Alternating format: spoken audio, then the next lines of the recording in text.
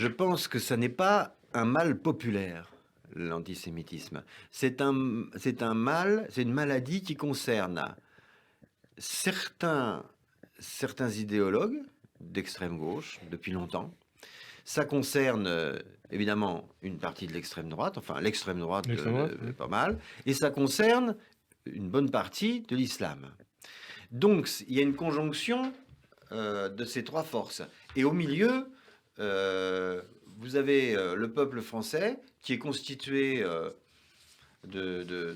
d'anciens Polonais, d'Italiens, d'Arabes, de Juifs, d'Auvergnats. Chaque Français, quelque part, un peu Et- un immigré. Hein.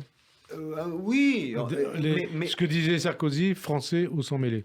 c'est ça. Et dont l'antisémitisme n'est pas... Pour lesquels l'antisémitisme n'est pas une passion première. Enfin, la France, c'est pas la Pologne. Vous promenez à travers la France, puis même, vous voyez, je me souviens de conversations avec Raymond Aubrac et Lucie, et qui nous racontaient que quand même, ils ont été cachés par des bons Français. Et Pendant- moi, je vais vous dire, vous citez Lucie Aubrac et Raymond Aubrac, vous citez ma grand-mère, parler de la Pologne. La Pologne, un pays antisémite sans juifs. Oui.